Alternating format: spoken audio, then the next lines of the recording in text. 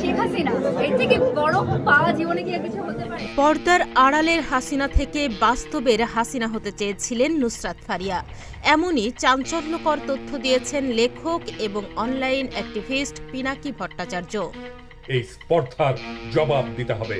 পোস্টে পিনাকি লিখেছেন, নুসরাত ফারিয়া গণভবনে উপস্থিত ছিলেন দ্বাদশ জাতীয় সংসদ নির্বাচনে সংরক্ষিত নারী আসনের প্রার্থী চূড়ান্ত করতে।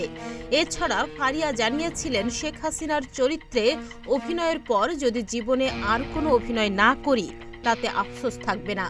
তার এই মন্তব্যের পর থেকেই নানা আলোচনা সৃষ্টি হয়। শেখ হাসিনা এর থেকে বড় পাওয়া জীবনে কি আর কিছু হতে পারে? অ্যাক্টিভিস্ট পিনাকি ভট্টাচার্য আরও লিখেছেন, এটা শুধু অভিনয়ের কথা নয়, বরং এটি ফ্যাসিস্ট শাসনের প্রতি সমর্থন জ্ঞাপন। বয়ানকে ফ্যাসিস্টের পদতলে অর্ঘ্য দেয়া হিসেবে দেখে মনে হচ্ছে। জীব নিয়ে আমার আশা স্বপ্ন আসলে আকাশচুম্বী, কারণ সিনেমাটা আমার দেখার সুযোগ হয়েছে টরন্টো ফিল্ম ফেস্টিভ্যালে, যেখানে এটা স্ক্রিনিং হয়েছিল। সো আমার সাথে অনেক বিদেশি জার্নালিস্টরা ছিল, শুভ ছিলেন, আমাদের মাননীয় তথ্যমন্ত্রী ছিলেন, সকলেই ছিলেন, এবং সিনেমাটা শেষ হওয়ার পরে সবার চোখে আমি পানি দেখছি।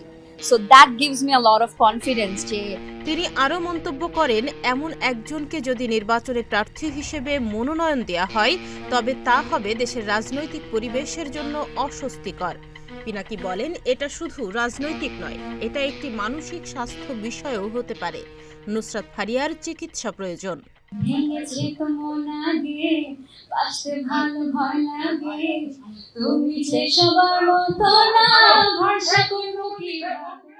ডেস্ক রিপোর্ট, প্রতিদিনের বাংলাদেশ।